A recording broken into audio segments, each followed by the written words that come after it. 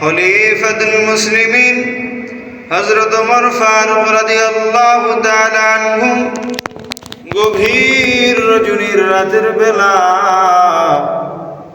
দুনিয়ার সকল বাড়িওয়ালার দরজায় তালা লাগাইয়া ঘুমায়।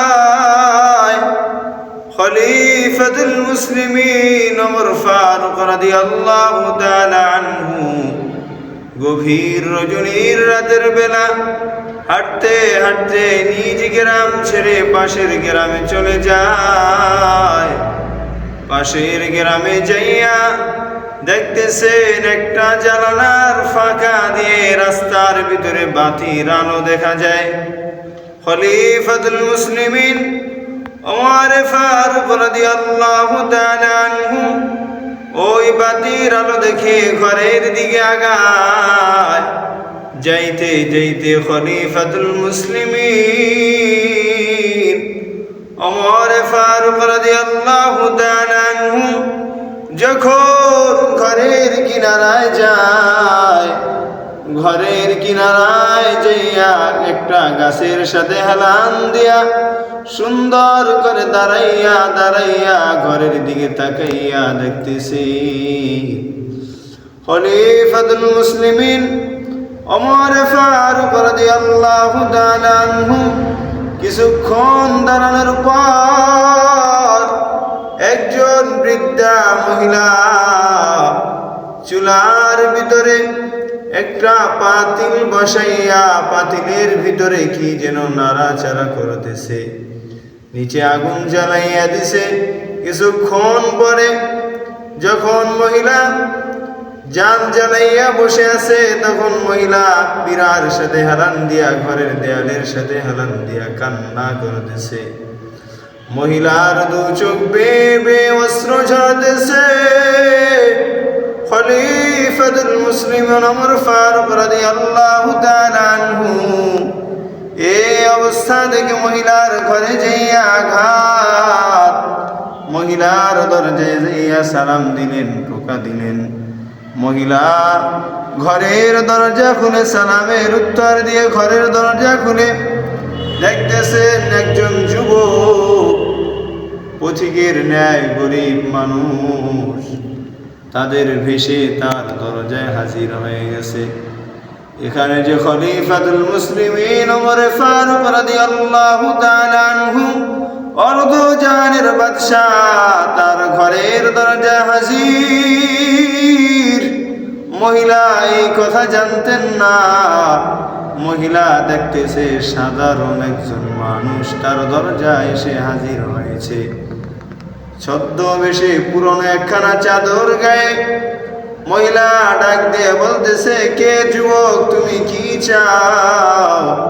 যুবক ডাক দিয়া বলতেছে, মা আপনি কান্না করতেছেন কেন? মহিলা ডাক দিয়া বলতেছে, বাবা আমাকে বৃথা প্রশ্ন করে আমাকে কষ্ট দিও না।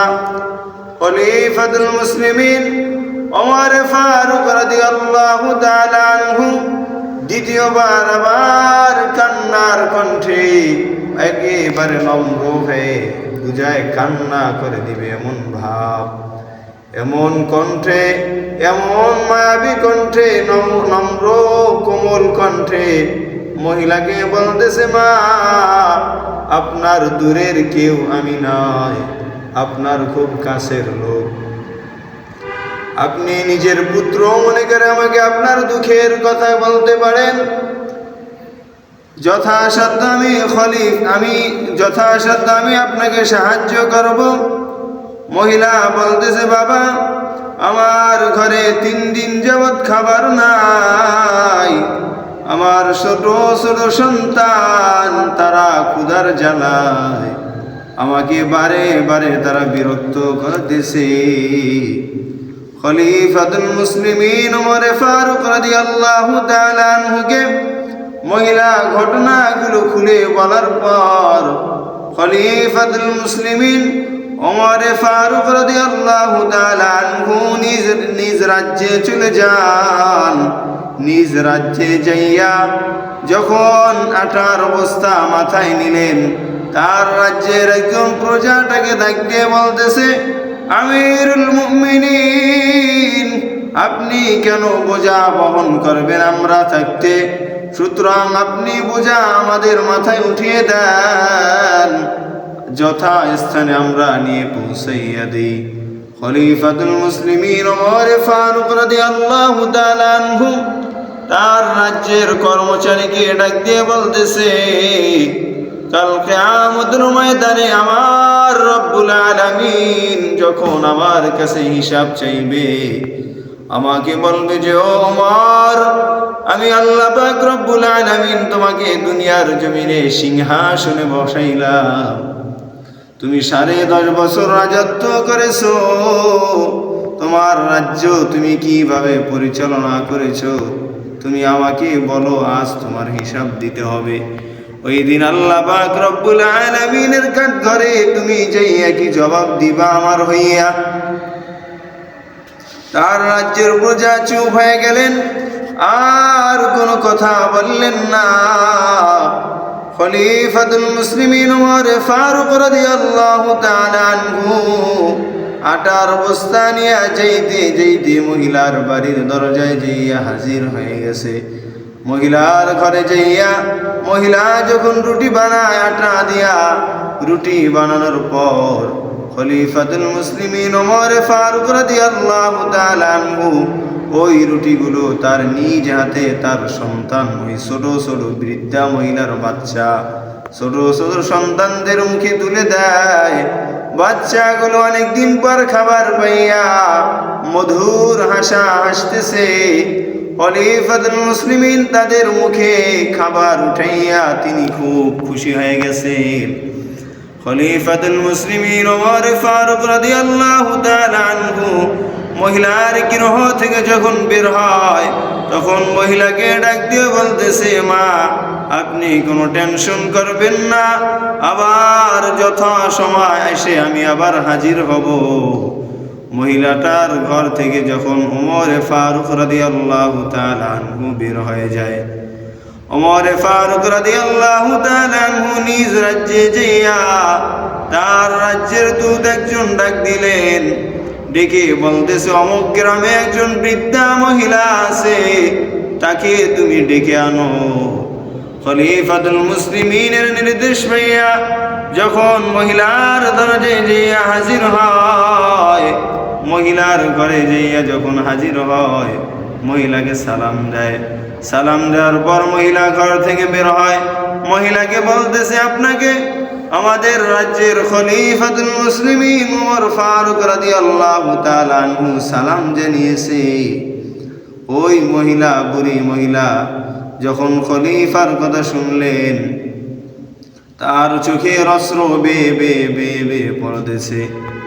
খলিফাতুল মুসলিমিন যখন তার ঘর থেকে এর আগে যখন বের হয়েছিলেন, বের হওয়ার সময় মহিলা ডাক দিয়ে বলতেছে, এই জমানায় যদি ওমর ফারুক রাদিয়াল্লাহু তাআলা আনহু বাদশা না হইয়া এই যুবক যদি বাদশা হইতো, হয়তো হাসতে হাসতে দুনিয়ার জমিনে জান্নাত পেয়ে যেতাম।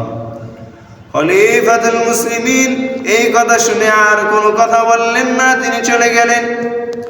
ওই যে তার রাজ্যের দূত মহিলাকে যখন ডাকলেন, ডাকার পরে মহিলা ভীত হয়ে গেছে, ভয় পেয়ে গেছে। মহিলা যাইতেছে আর কান্না করতেছে। যখন রাজ্যে যাইয়া পৌঁছায়, তখন দেখতেছে যে খলিফাতুল মুসলিমিন ওই সিংহাসনে বসা, অর্থাৎ গতকালকে যে যুবক তার দরজায় এসেছে, ওই যুবকই ওই সিংহাসনে বসা।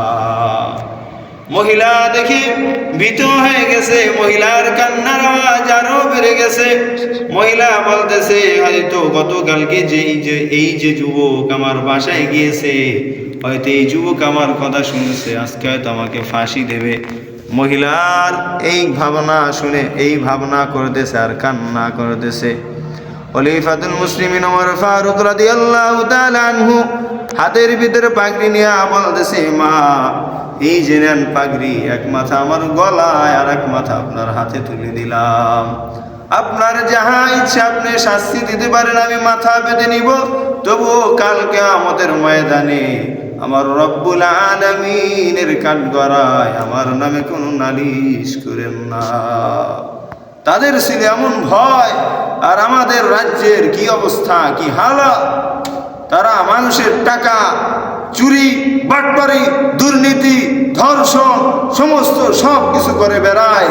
মানুষ না খেয়ে মারা যায়, পশু পাখির কোনো মূল্য নাই, মানুষের কোনো মূল্য নাই।